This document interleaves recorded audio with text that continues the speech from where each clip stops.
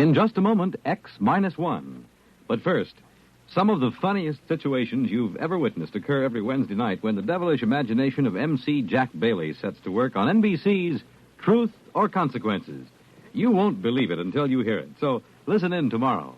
Then another laugh session is in store later on with the wise and witty Groucho Marx as he and contestants play You Bet Your Life. While for the melodic note in your Wednesday evening schedule, it's music and fun on Airtime with Giselle McKenzie. And now, stay tuned for X-1 on NBC. Countdown for blast off. X-5, 4, 3, 2, X-1, fire.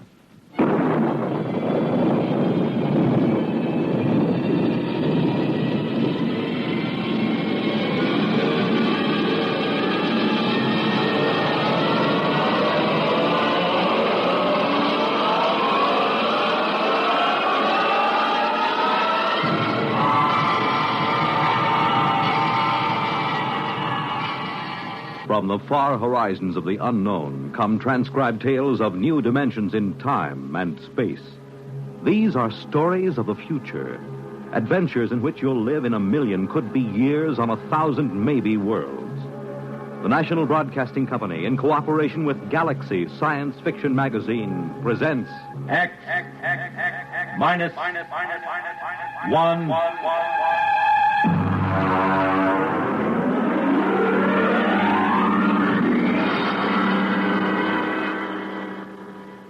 Tonight, Hallucination Orbit by J.T. McIntosh.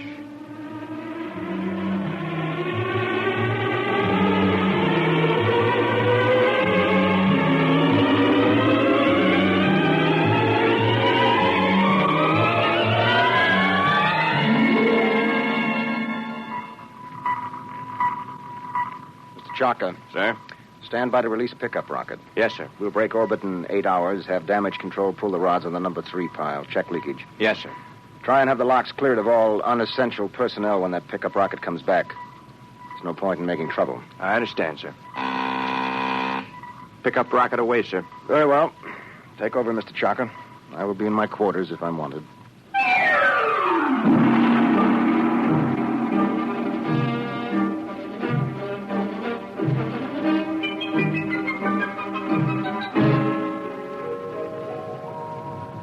Well, now then, Mr. Danbury, make yourself comfortable. Why, thank you, Captain. You care for a drink? Scotch in that bulb, bourbon in the other. No, thank you. I can't get quite used to squirting liquor from a rubber bulb as if I were oiling a bearing. Well, you'd have a devil of a time pouring from a bottle in free fall. Well, how are you enjoying your trip? It's very interesting. It was very nice of you to give me a lift. You know, it would have been 8 months before another ship came along. Oh, a lot more than that with the main Pluto beam station out. Probably 8 years. Really? That long? I thought the whole run to Pluto was under 18 months. Yes, it is when the beam is running. You see, Mr. Danbury, we left Earth 27 days after the beam broadcast from Pluto station broke.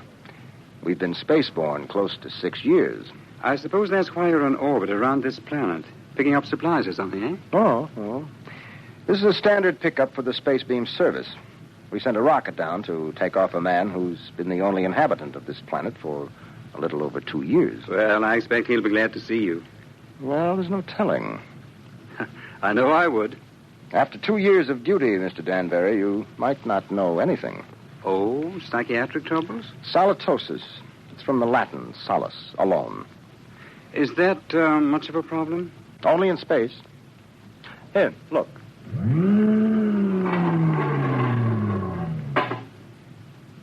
Look through that port. Seems empty. It is.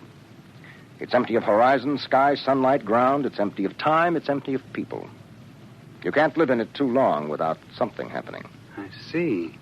But surely people have been alone before spaceflight. Oh, yes, but they have been on the same world with other people. And that seems to make a difference. You take a hermit on Earth, he may spend his life trying to escape civilization. Put him on a deserted world, he turns psychotic. Is there a cure? Oh, sure. Put him back with people. At least about 40 people. That seems to be the critical number. See, See, I have 48 in this ship's complement. I could run her with about 18. But if I tried to, I'd have psychos on my hands 6 months after blastoff. But then every one of these men on the beam stations, they're all alone, aren't they? That's right. Well, then they must get it. They do. It wouldn't pay to leave more than 40 men on a space station. And less than 40 is too dangerous. Solitosis can be homicidal. So they leave one man. Now, he gets it all right. But you can snap him out of it just by taking him back to Earth. That's why I like to have as few people as possible around when the pickup ship comes back. It can be pretty unpleasant.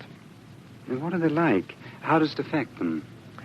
Well, so far, I've picked up about 28 space station officers. I've seen 28 different sets of symptoms. I wouldn't want the job of getting those guys out of their stations and into that pickup rocket. Captain here. Pickup rocket. Signaling, sir. All right, Mr. Chalker, prepare to receive the pickup. Alert the psychiatric staff, and I'll be right there. Would you care to see them bring them in, Mr. Danbury? You're welcome if you have a strong stomach. I don't think so, thank you. All right. Mr. Chalker, as soon as the rocket is secured, make a trajectory for the next station. Yes, sir. That's Pluto Station 3. Carry on. Pluto Station 3. That will be a honey of a job. He has been on that lump of rock all by himself for close to 6.5 years.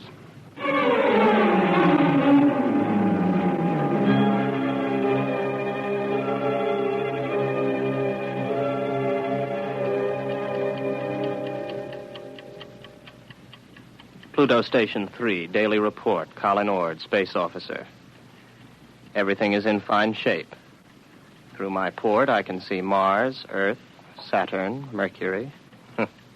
That little devil, he's hiding behind the sun. He's been quite furtive lately. Why I'm required to record this report every day escapes me, because it's quite obvious to any empty-headed brass hat at the central office that not a word of this has been worth the tape it's been recorded on for the last 5.5 years. But if it amuses you gentlemen to hear me wander, after all, you are paying for the tape. Which gives me a fine thought. I'm going to set the pickups through the whole station and leave the tape running. That'll give you a daily report all day, so keep on listening. Right now, I have the distinct impression that Earth is winking at me. A rather suggestive, lewd wink. It helps to see the planets, doesn't it? Oh, I thought you were reading. I was. You know, if you hadn't been able to see the planets, you would have been a straitjacket case long ago. Well, who knows I'm not one now? You don't, anyway. Well, I think that so long as you talk sanely about madness, you can't be so far gone. It's out there somewhere, isn't it? The rescue ship. Somewhere. How long now, Colin? Where could they be now if they started whenever the beam failed? I haven't worked it out since the last time you asked, but they could be very close. If the beam hadn't failed, they would have been here long ago, wouldn't they? Oh, sure. 11 months with the beam, over 6 years without it. Well, anyway, that triple time 6 years' pay adds up to quite a pile. You'll be set up for life when you get back to Earth, won't you? And at 29. I'll be rotten with money. Oh, well. It's been nice knowing you. That's because of the others before you. I've learned a lot. I'll never talk of the others. And above all, never talk of any others to come. I'm sorry. Would you like to play chess? It's a long time since we did. I don't think so, not anymore. I'm a little tired of chess. Oh, I know, I understand. I won't bother you. I'll go to my room, Colin. Well, don't get upset. I'm not. I understand. You're just tired of chess. You still listening, gentlemen? That last few minutes might have been a little confusing. You'd like to know who I was talking to, wouldn't you? I'm afraid you can't hear her on the tape. That's Una. And I'll tell you what she looks like. You might find it interesting. She's beautiful, but rather cool. She always wears a white shirt and sharp, creased green slacks. She's got a good figure, but in a calm sort of way. She plays a good game of chess, although I beat her 2 out of 3 times. Of course, you know why you can't hear her on the tape. But I still know, too. That's a point in my favor, isn't it? That brings up an interesting question, gentlemen, because I'm tired of Una. I'm beginning to find her a long, cool, slightly unappealing bore. My problem is how to get rid of her. I can't just tell her to vanish. She's a little too real for that. I dreamed up a ship to bring her. I'll have to find another to take her away. Well, I might as well get to it.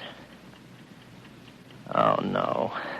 No, I'm not going to bother about the ship. It's too much mental effort. I'd have to think up everything I saw, and frankly, gentlemen, I'm too tired. Maybe she'll take the hint. A lot of them did. Susie did. And Alice. Oh. I remember Margie. There was a girl. A load of bricks had to fall on her head. Took me 4 weeks to get rid of her. No. Let Una figure her own way to get off the station.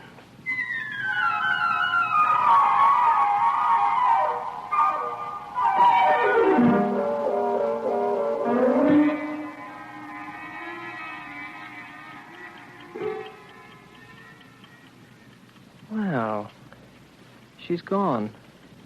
I thought she might. Her ship's gone, too. Well, all in all, I don't think Una was really very satisfactory. One of these days I'll start believing in them, and I'll be really gone. Well, if I activate the main screens now, I'll see a ship coming in to land pretty soon. Every once in a while, I have a thought that when the ship really comes, I'll think it's make-believe. Yes, there it is. A small ship curving in for a landing. I suppose I could check on the detectors. I know they register anybody within 100,000 miles, but I don't bother checking them anymore because someday the moment will come when I check the detectors. And I'll see just what I want to see. Well, the ship's coming in for a landing now. I'll go out to meet it.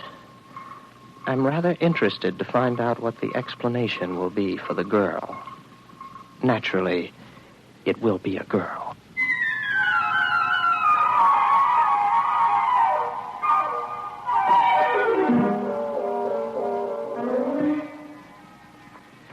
It's all right. You can take your helmet off.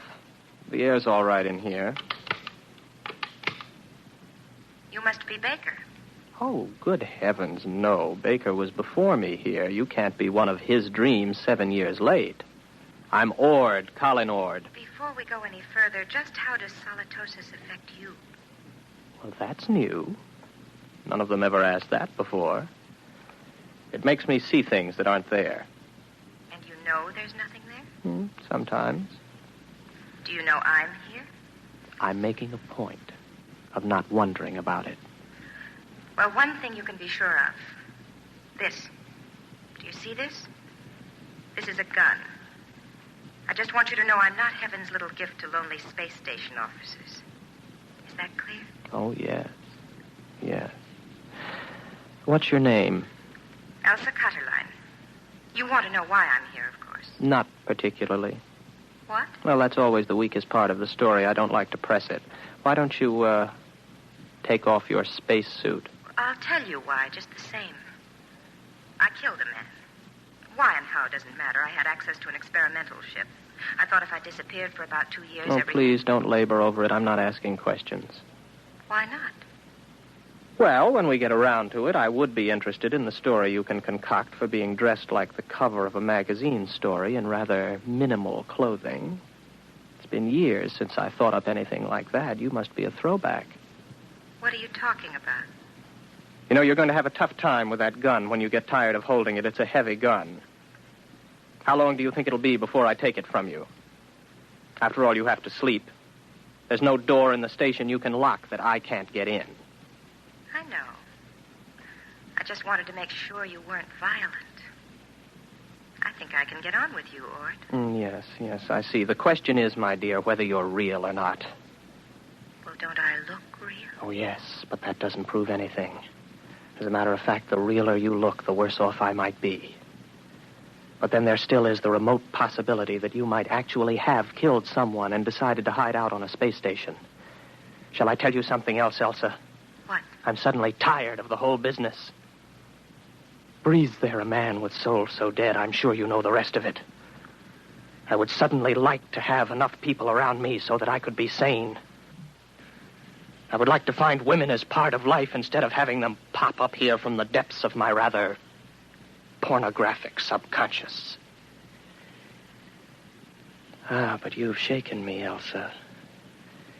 24 hours ago, I was congratulating myself that solitosis hadn't really gotten me. But now I don't know.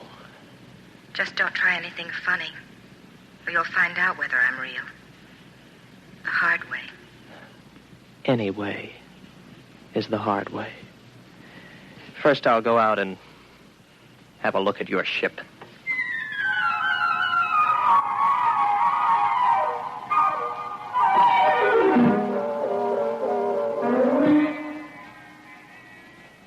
£14 per square inch air. Heat. Now, I take a gasoline lighter. There, the flame lights.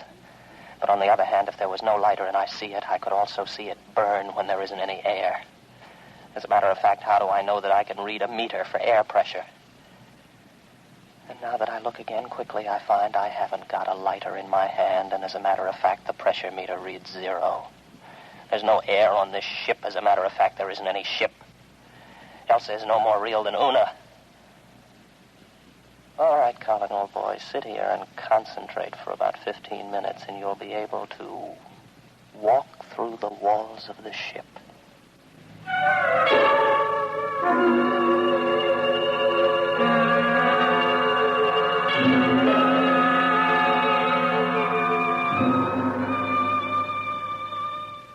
Well, what did you find out there?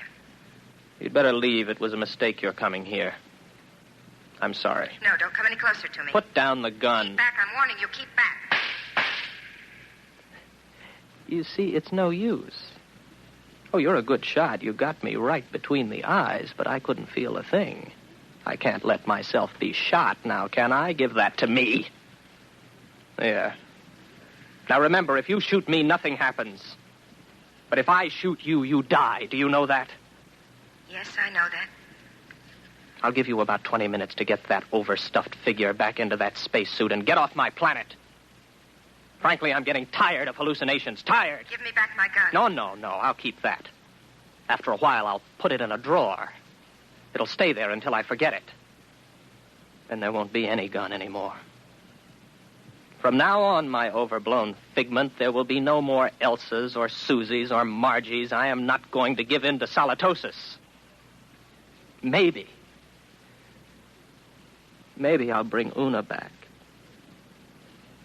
At least she could play chess.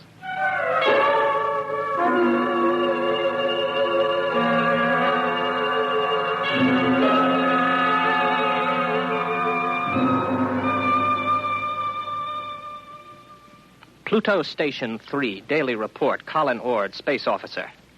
Gentlemen, I have successfully fought off solitosis for 2 days, and I have been alone.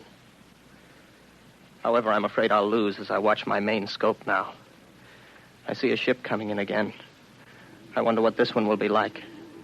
It's a launch from a larger spaceship. Maybe a lifeboat. Dorothy came in a lifeboat. I wonder what this one will be like.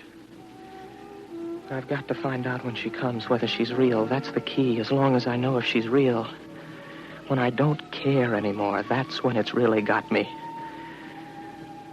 The ship's down now. There she comes out of the airlock. I've got to find out whether she's real.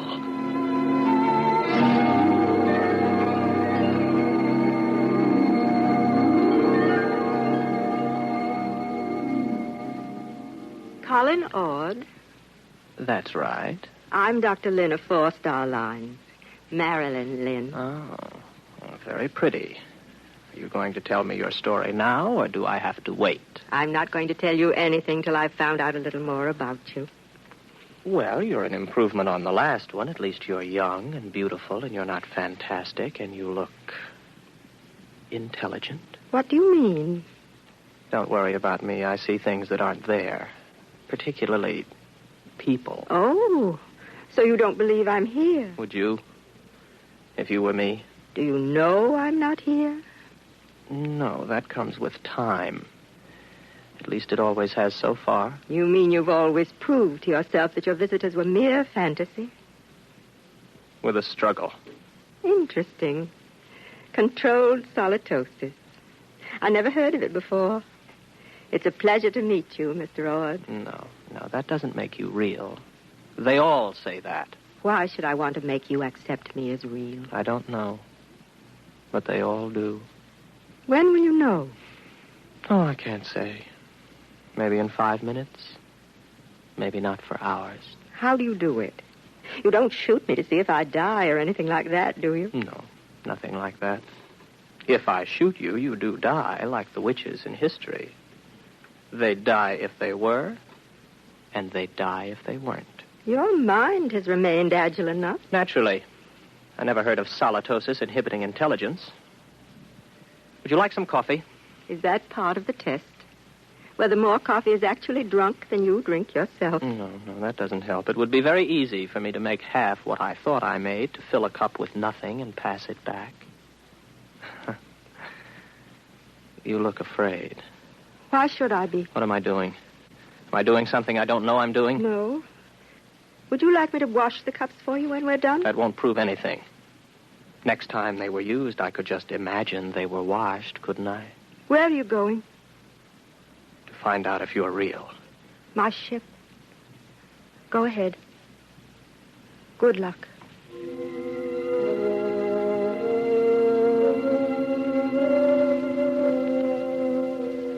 What's she afraid about? Something I said. None of the others were really afraid of me. I can't tell yet. Nothing's happened. The meters all read 15 pounds to the square inch air pressure, but that's no good. I can't tell if I'm reading them at all. Oh. Well, the wall's solid enough. My hand hurts. That doesn't prove anything. Supposing I open my faceplate. If there's no ship and no air... All right, my faceplate's open. I'm breathing air. But then again, on the other hand, my faceplate may still be closed. Maybe I only think it's open. I can't tell. I can't tell that she isn't real. That means it's finally gotten me. It gets everyone. I don't really know if anything's real, if I'm real, if this space station is real, the planet, the universe, the galaxy. Maybe all life is in my mind. I think. Therefore I am. Yes, I remember that from school. Oh, I'm tired. I've got to get back to the station. Very tired. Close my faceplate, if I ever opened it. Get back to the station. Got a headache. Terrible headache. I'm very tired.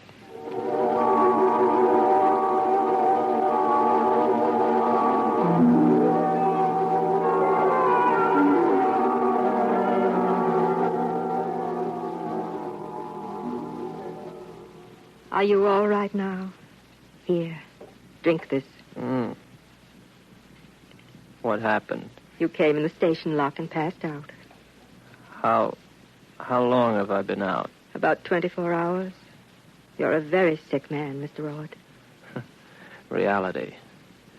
Very important thing, isn't it? It's the most important thing there is to learn. Merely to you. Solitosis naturally affects what matters most to the individual, but we needn't talk about that. But I know now. You're not real. You can't be, even though I feel you are. How did you decide that? I couldn't prove you weren't, not on your ship. I'm too far gone to figure out any test that'll work. But if you are real, then how did you avoid solitosis? The only way there is. There are 48 men and women in the relief ship that's in orbit around your planet right now. I came down in the pickup rocket. We have well above the critical number of people. I keep rational by knowing they're up there in the orbit, and as soon as I'm ready, I'll take you back up there. Well, I suppose I can wait. I don't really care if you're real or not anymore. I know. It'll take a long while before you care. You sound sad. What's the matter? It's the way you look at me. What do you mean? What do you see when you look at me? Well, you're strong. Sort of quietly beautiful. About my age. You're wearing a tunic and slacks. And you don't have a wedding ring. I noticed that. That's what I thought you saw. I'm real, but not your picture of me. I'm a doctor, Mr. Ord. All first contacts with station officers are made by trained psychiatrists. I'm a doctor. And I was a girl once. But that was 40 years ago. I'm 66. You can't be. Oh, yes. It was very nice to be a girl again. I could see myself in your eyes, and I almost felt young again. As I grow old in the next few weeks, Mr. Ord, you'll be recovering. That will show you how your case is progressing. When you see me as I really am, you'll be all right. Assuming you're real, Marilyn, it really must take something to come down alone to see one of us. I think I see you now, as you really are.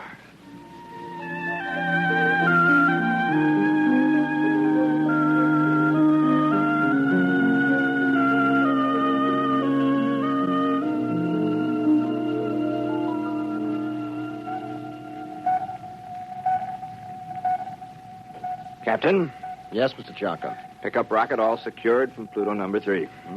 How is the poor fellow? Good as can be expected. He came on board with Dr. Lynn. Uh-huh.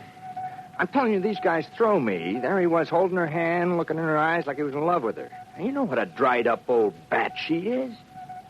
Yes, I know. All right, Mr. Chaka.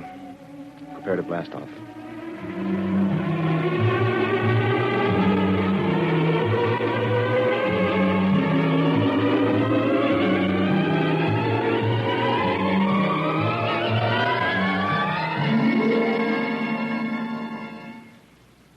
You have just heard X-1, presented by the National Broadcasting Company in cooperation with Galaxy Science Fiction Magazine, which this month features the Willie Lay column, Mutant of the Iron Horse, describing monorail railroads of the past and future. Galaxy Magazine, on your newsstand today. Tonight, by transcription, X-1 has brought you Hallucination Orbit, a story from the pages of Galaxy written by J.T. McIntosh and adapted for radio by Ernest Kenoy. Featured in the cast were William Redfield, John Larkin, Vera Allen, John Moore, Terry Keane, Dick Hamilton, and Hope Risman. Your announcer, Fred Collins. X-1 was directed by Daniel Sutter and is an NBC Radio Network production.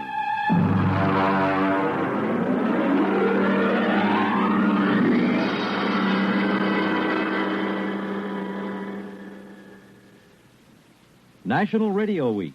Recollections at 30 salutes Radio Tonight on NBC. You've been listening to the OTR Gold Network. Find more classic radio at otrgold.com.